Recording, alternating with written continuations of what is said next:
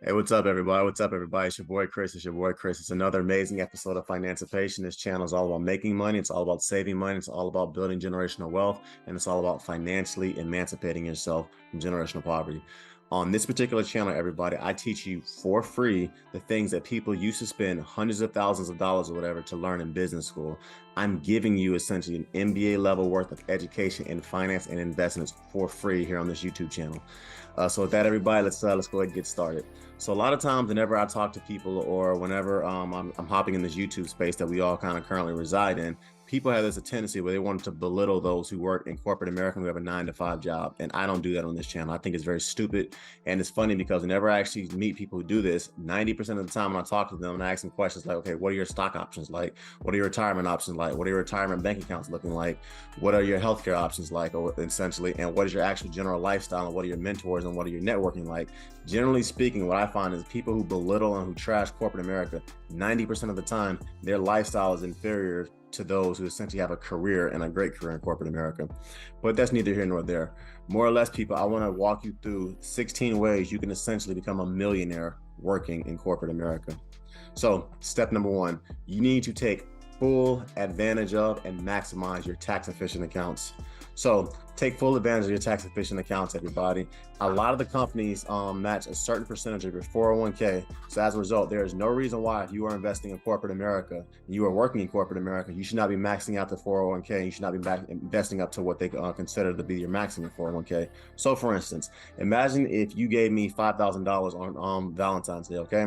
And I told you, if you give me $5,000 on Valentine's Day, and I will give you an extra $5,000 on Christmas Day, it's essentially $10,000 that you will get for free at the end of the year. They want to do that would not take that deal. That's essentially what the 401k match is like. And at the time I'm currently recording this, you can put approximately $20,500 into your 401k. And in regards to that, at the time I'm recording this, you can put at the time $6,000 into your Roth IRA, and you can put $7,200 into your HSA account.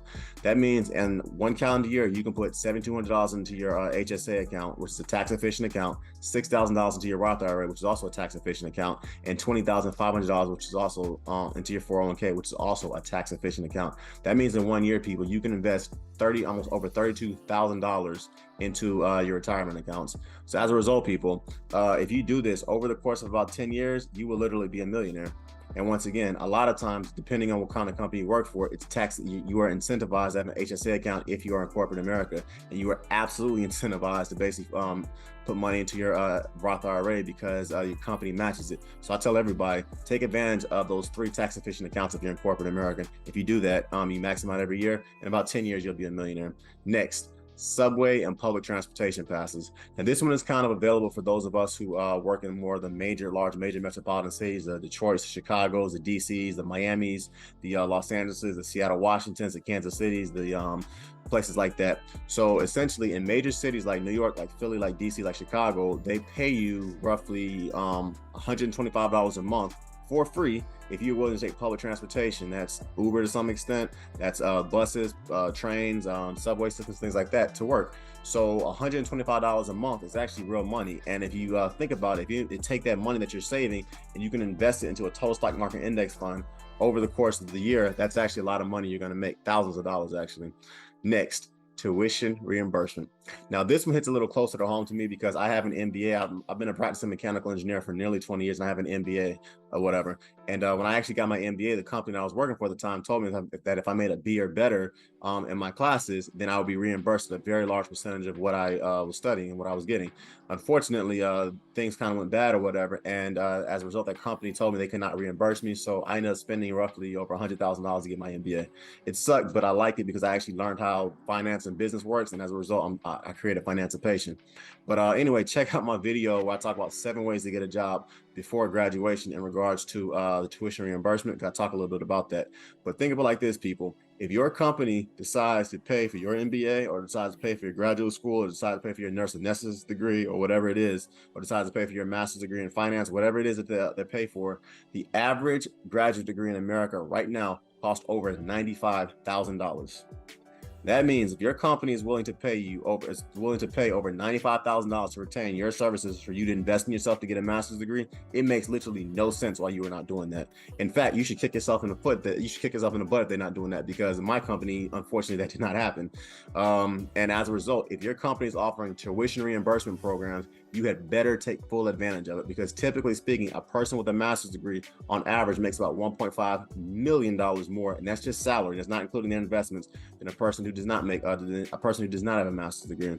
So if this saves you over $100,000, well, next, start a lucrative side hustle. Corporate America always say to everybody is a very good, it's a perfect time absolutely to start your business. If you work a 9 to 5 job or whatever, which is really like 8 to 5, but if you work a 9 to 5 job or whatever, then that means you need to absolutely have a 5 to 9 business. What that means is that you get off work and you work 3 or 4 hours or whatever on your side business. Every American, particularly those of us and those of you basically who are in corporate America, needs to have a business on the side, especially those in corporate America. So my personal opinion about the recipe to success, if you want to be an entrepreneur, because entrepreneurship is a gladiatorial game, it is not for the faint of heart. But my personal idea of a person who wants to be successful in corporate America is as an entrepreneur, is very easy. You work 100 hours a week for 10 years and you'll be successful. It's as simple as that. Hard work, people. Work hard and you got to work smart. If you only work 40 hours a week in corporate America, you should be able to easily work an additional 20 to 40 hours a week on your side business. And furthermore, if you don't have the work ethic to basically put in 80 hours a week, 40 hours in corporate America, or 60 hours in corporate America and 20 hours for your side business, or 40 hours for your side business, you ain't gonna cut it pretty much as an entrepreneur. I'm not saying you're gonna be working like this for the rest of your life, but there is a 5 to 10 year period where you are going to seriously be hoofing and grinding if you want to be successful. And corporate America is the perfect time essentially for you to basically start your side business. And that means if you work your side business, let's say 20 to 40 hours a week, every week that you work in corporate America, in roughly 10 years after being in corporate America, you should have literally built a fully functioning business that pays you a salary that is similar to what you make in corporate America. So as I said earlier, everybody, start a lucrative side hustle.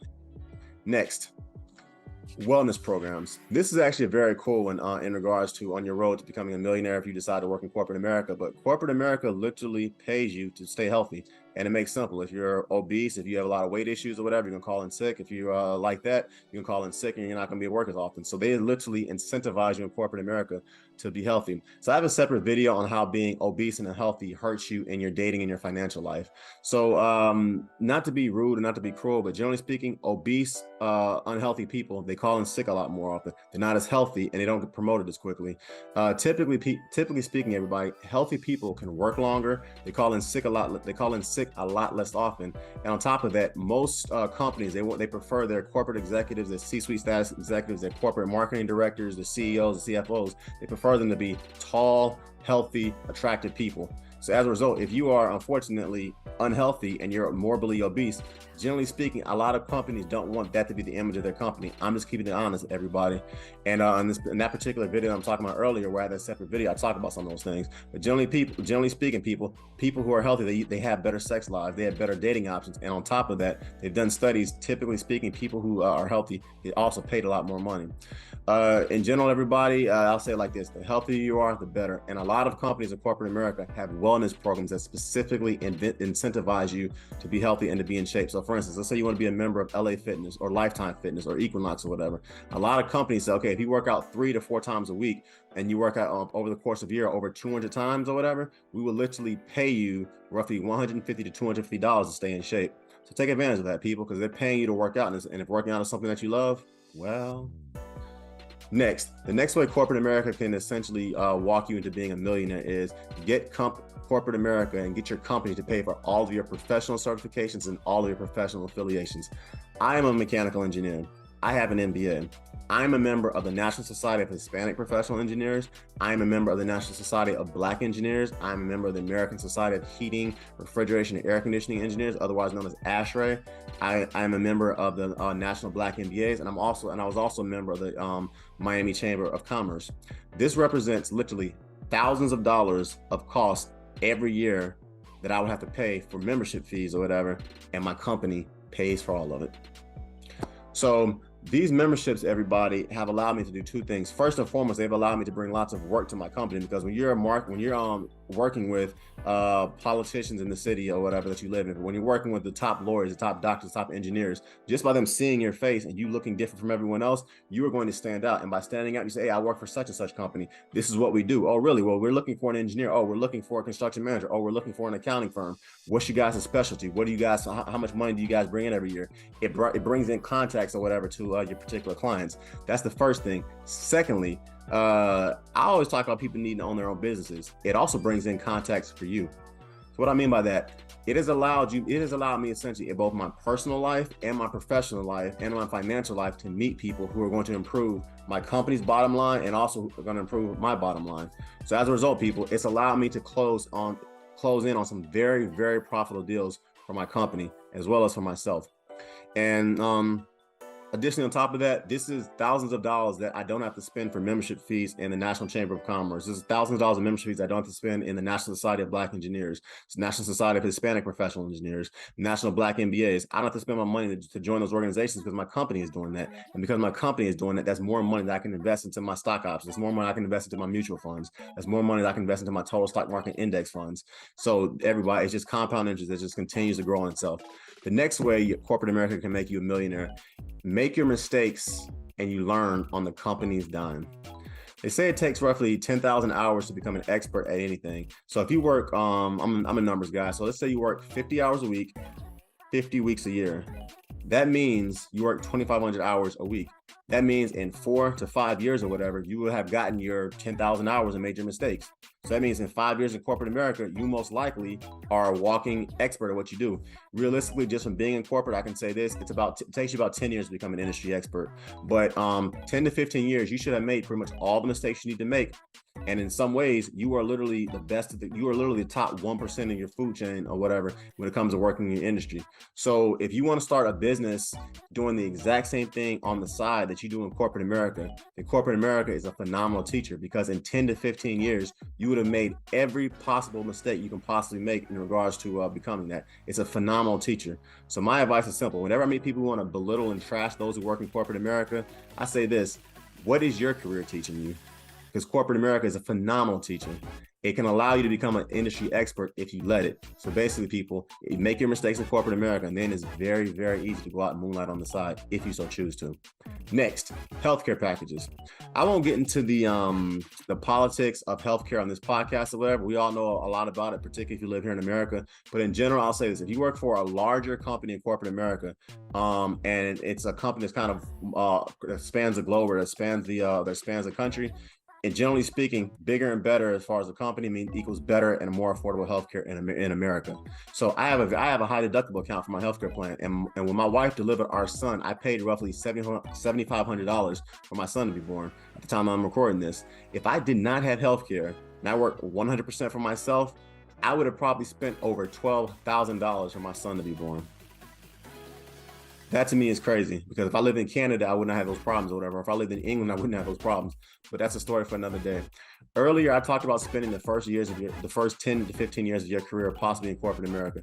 My advice is, if you do if you do spend that time period, that's when you essentially want to have your pregnancy. That's essentially when you have your kids being born, because let corporate America pay for them. Put that money on their dime, okay? Whereas if you work for yourself, that is money that's going to come out of your pocket to some extent. In America anyway, usually corporate America does give you access to better healthcare, particularly if you work for a large company.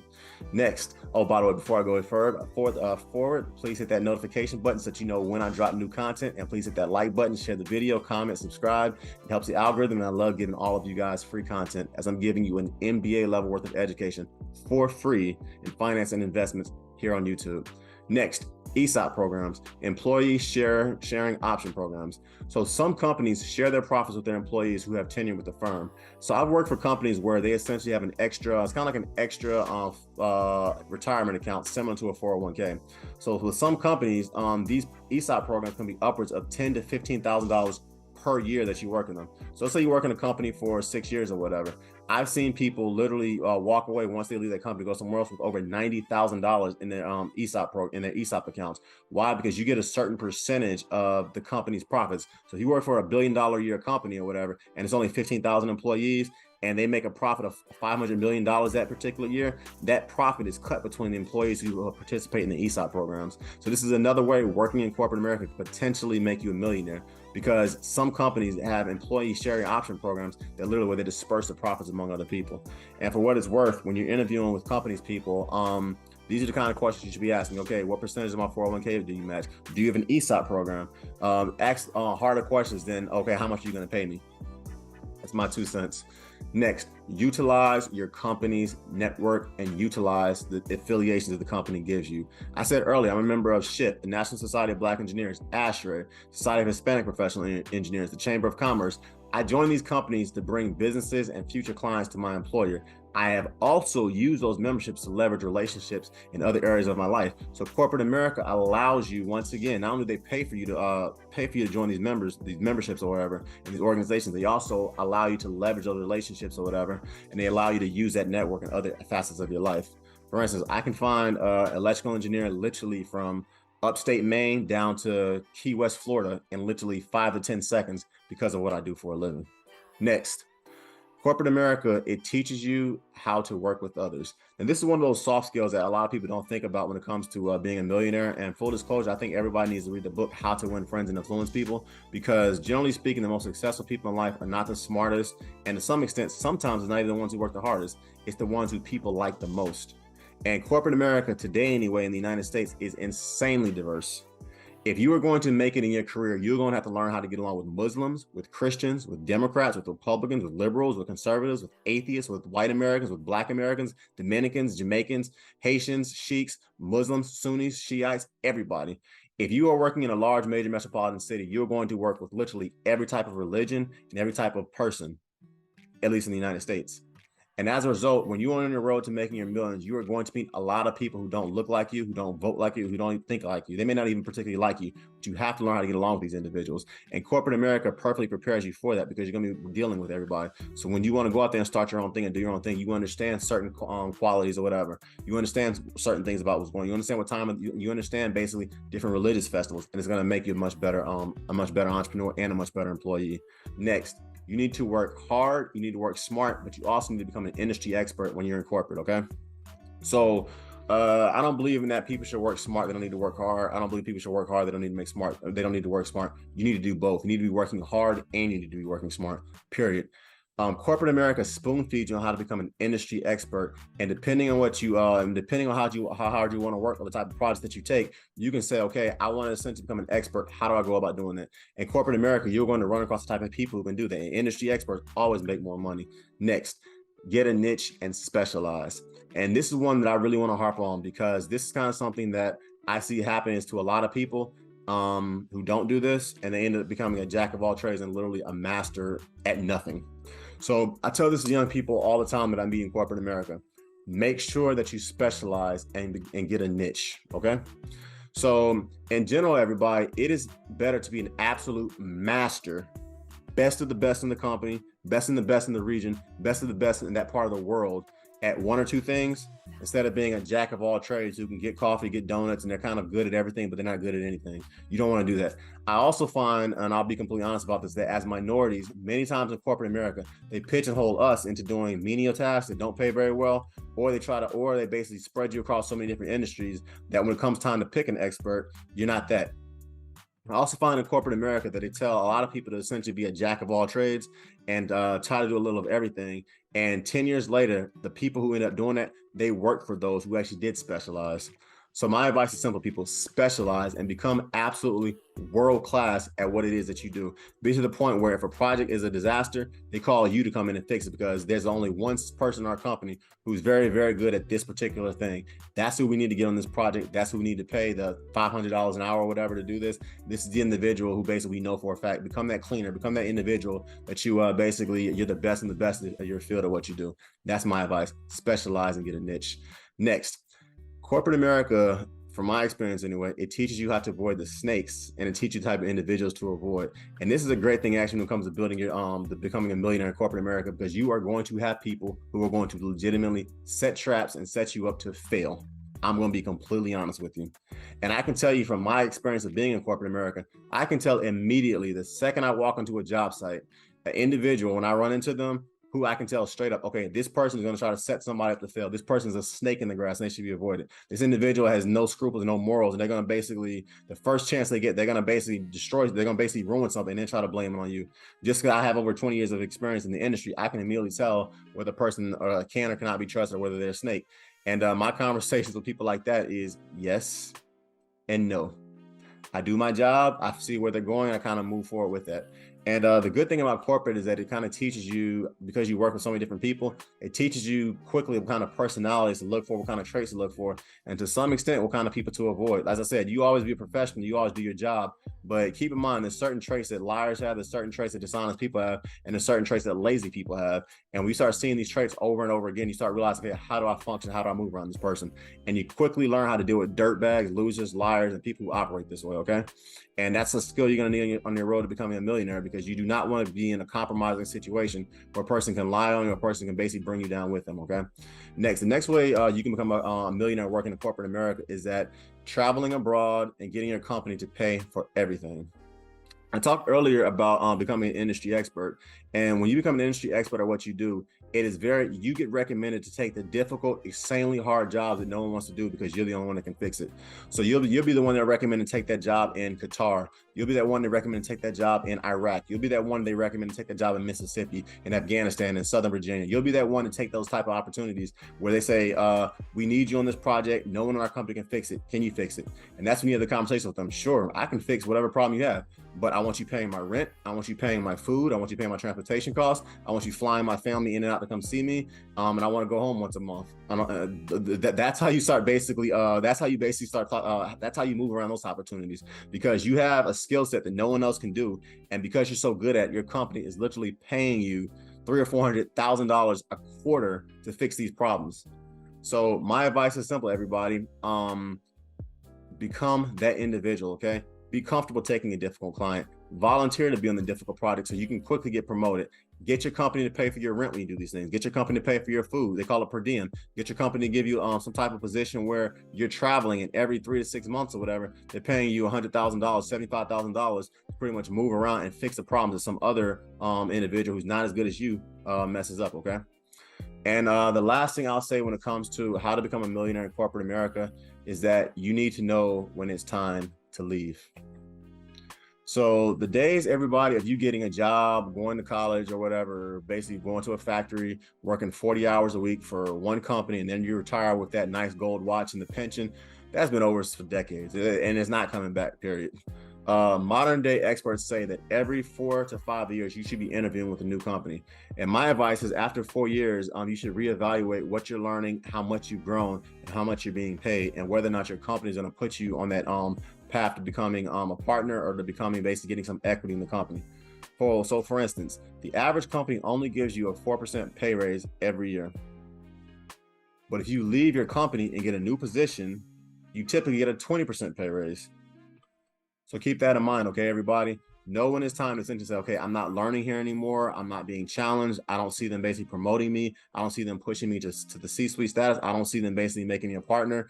Start evaluating kind of where you are in corporate, and you're going to realize, okay, whether I should stay or whether I should go. Another thing too is that you're going to have your competitors looking at basically trying to poach you. You're going to have recruiters calling you. If you're really good at what you do anyway, and you get the credentials, you're going to have other recruiters calling you. You're going to be meeting other firms or whatever at different networking events you're going to go to. They say, hey, how's it work? How's it going over there? You make 100, you make this amount, we'll pay you double that. Okay. How's the project going? We need somebody with your skill set at our company. You're gonna have basically people trying to approach you, just like if you're single or whatever. You're gonna have attractive people trying to approach you, attractive women trying to get with you. You're gonna have attractive companies trying to steal you. So at the end of the day, people, know when it's time to leave, okay? Because in corporate America, you're gonna get significantly higher pay raises, sometimes by going to other companies, than you do by essentially staying at the same company for 20 years, getting a 3 or 4% pay raise, okay?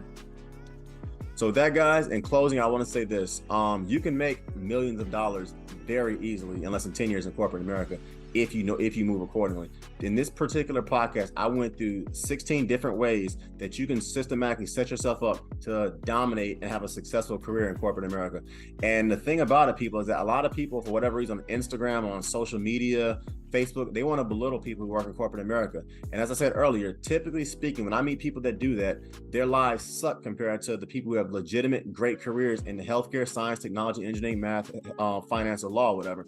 Typically speaking, when I meet people who want to belittle those who work in corporate America, their lifestyles, as far as the amount of money they have in their retirement accounts, their lifestyles in regards to the amount of in regards to their healthcare benefits, and to some extent their lifestyles just in general, as far as the people and networks that they have, are not nearly as good as a person who's a very successful and affluent career in corporate. So I don't push corporate America. I don't belittle those in corporate America. I don't belittle those who are entrepreneurs. I think you should be doing both, regardless of what field that you're in, just about, or whatever. If you work in corporate, you should basically be working, you should have a business on the side. I truly believe that. And I do not, on my channel, belittle those who work in corporate America. Furthermore, I also know that people who do work in corporate America, if you take advantage of the steps that I talk about in this video, you will be a millionaire, period. So that, everybody, once again, this channel, Financipation, is all about making money. It's all about saving money. It's all about building generational wealth. And it's all about financially emancipating yourself from generational poverty. Please follow me at on Instagram at @thereal_Financipation. Please follow me on my Facebook channel, Financipation, and check out some of my digital, my e-products below as well.